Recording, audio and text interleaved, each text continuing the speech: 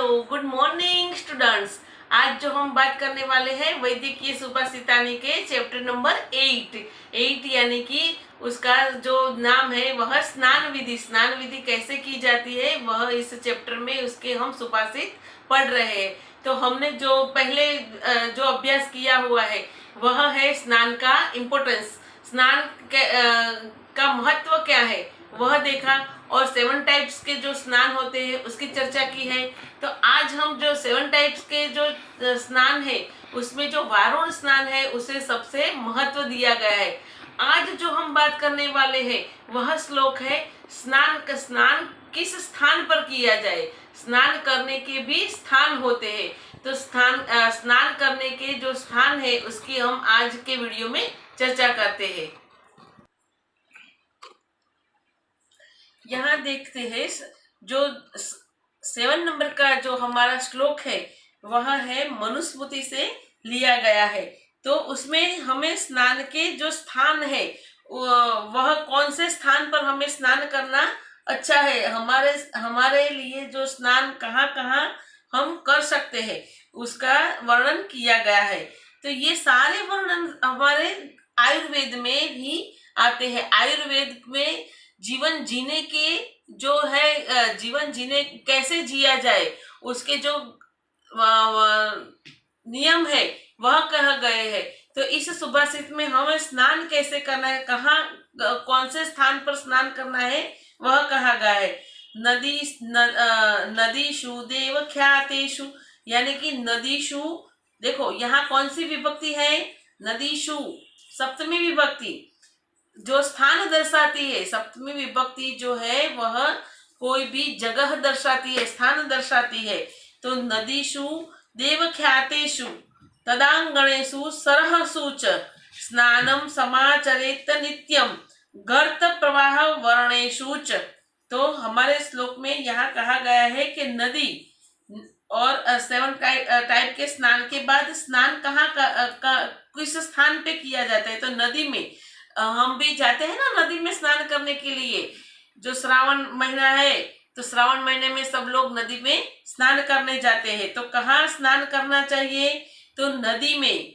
देव तीर्थ है यानी कि देवताओं के देव ख्यातेषु यानी कि प्रख्यात है जो देव तीर्थ है वहीं पे। उसके बाद तड़ांगेशु यानी कि तालाब में स्नान करना चाहिए। सरहसु, सरह मीन्स जो लेक है, सरोवर है, उसमें स्नान करना चाहिए। स्नानम समाचरेत यानी कि नदीशम, यहाँ देखो नदी, देवतीर्थ, तालाब, सर यानी कि सरोवर। सरोवर किसे कहते हैं, तो कि वह है नदी के समान, परंतु नदी से कुछ छोटा जल प्रवाह होता है, उसे हम सरह कहते हैं। गर्त, निर्भरतक, इनमें सदैव स्नान करना चाहिए। गर्त यानी कि जो गर्त शब्द है उसका अर्थ, गर्त शब्द का अर्थ होता है वेल, यानी कि जो कुआं होता है उसके लिए यहाँ गर्त शब्द का प्रयोग किया गया है। गर्त यानी कि कुआं। और निर्भर, इनमें बिना भय के, निर्भय रह के यानी कि भय के बिना स्नान कर सकते हैं। तो स्नान सदैव ठंडे पानी से और खुला जो स्थान है उसमें करते हैं। इसे सर्दी लगने का डर नहीं लगता। क्यों ऐसा, ठंडे पानी से और खुले में, तो जब खुला जब रहता है, पुराने जमाने में जो बाथरूम है वह नहीं था, तो बाथरूम नहीं था तो सब खुले में ही स्नान करते थे, तो ठंडी में भी सर्दी नहीं लगती। यदि हम जो गर्म पानी से स्नान करते हैं तो गर्म पानी के स्नान के लिए हमें बंद जो रूम रहती है वह चाहिए, यानी कि जब बाथरूम में स्नान करना हो तो गर्म पानी से करें, जब खुले में स्नान करना हो तो ठंडे पानी से स्नान कर सकते हैं, तो सर्दी का डर नहीं लगता। स्वावलंबन, स्वास्थ्य रक्षण और शरीर में शीतल आदि के लिए सहिष्णुता उत्पन्न होने की दृष्टि से सदैव ठंडे पानी से ही स्नान करना श्रेयकर है। लेकिन जब इन उद्देश्यों की सिद्धि के लिए धर्मशास्त्र में गर्म पानी से स्नान करने वालों को कुछ दिन ठंडे पानी से स्नान करने के लिए कहा जाता है। यानी कि संक्रांतिया भानुवासरे च सप्तम्या राहु दर्शने, यानी कि जब ठंडी की ऋतु होती है तो जो स्नान करते हैं वह ठंडे पानी से स्नान करने से हमारे शरीर में कुछ तकलीफें होती है। इसलिए जब ठंडी ऋतु है तब थोड़ा सा गर्म पानी लेना चाहिए, गुनगुना पानी से स्नान करना चाहिए।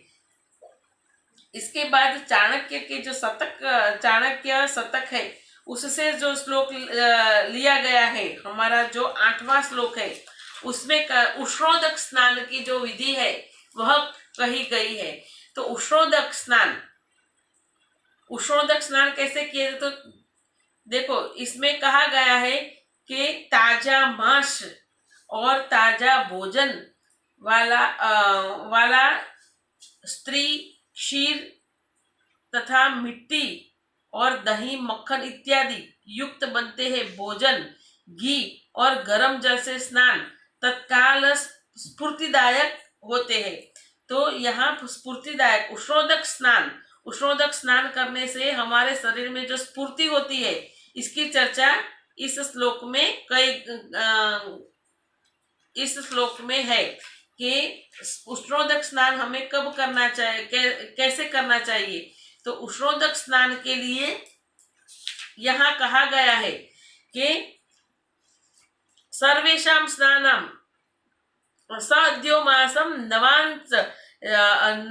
नवंत्र च बालास्त्री क्षीर भोजनम द्रुतम उष्णम, द्रुत यानी कि जो घी है वह, क्षीर यानी कि दूध, ताजा मांस, ताजा भोजन, बाला स्त्री और क्षीर के भोजन, घी और गर्म जल से स्नान तत्काल स्फूर्तिदायक होता है। सद्योमासा એટલે કે यानी कि हत्या के पश्चात तुरंत काम में लाया हुआ जो मांस है वह मांस उष्ण प्रदेशों में तथा ग्रीष्म ऋतु में जल्दी सड़ने, जब यानी कि जब गर्मी होती है और ग्रीष्म में और उष्ण प्रदेशों में जल्दी सड़ने लगता है। इसलिए भारतवर्ष में ताजे मांस के ही सदैव उपयोग करना श्रेयकर होता है, ऐसा हमें कहा गया है। ऐसा ही प्राणवर्धक जो ताजा, जैसे हम सब्जी खाते हैं तो ताजी सब्जी खाते हैं तो उसका गुण ज्यादा होता है, वैसे जो मांसाहारी है वह,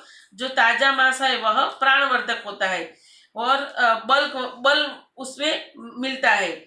वैसे ही जब उष्णोदक स्नान होता है तो गर्म पानी का स्नान स्नानागृह में जैसे बंद स्थान में ही किया जाता है, बाथरूम में ही किया जाता है, श्रेयकर होता है, क्योंकि उस पर जो हवा लगती है तो सर्दी लगने का डर बना रहता है।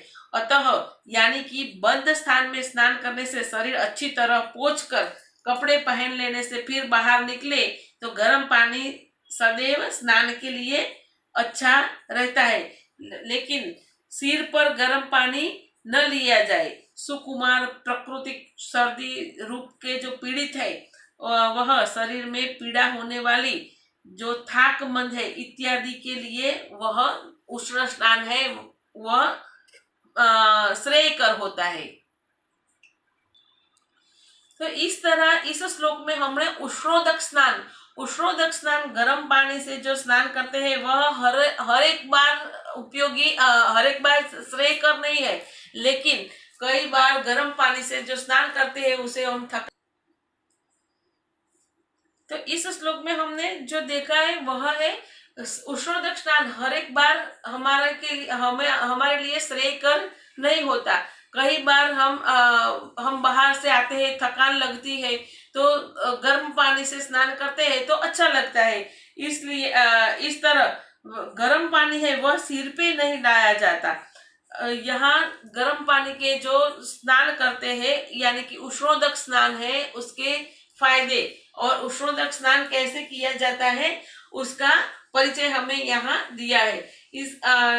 इसके बाद जो श्लोक है उसका प्रातः स्नान यानी कि प्रातः स्नान कैसे किया जाता है और पुण्य और धर्म के स्वरूप से, और स्वास्थ्य कैसे प्रदान होता है, और प्रातः स्नान के बाद स्नान की जो विधि होती है वह भी अच्छी होती है कि स्नान कैसे करना चाहिए, साबुन रगड़ रगड़ के करो या मिट्टी रगड़ रगड़ के करो। तो ये सारे श्लोक है, अब हम देखते आगे के वीडियो में देखेंगे। अभी यहाँ हम हमारा जो वीडियो है वह खत्म करते हैं। थैंक यू, आभार।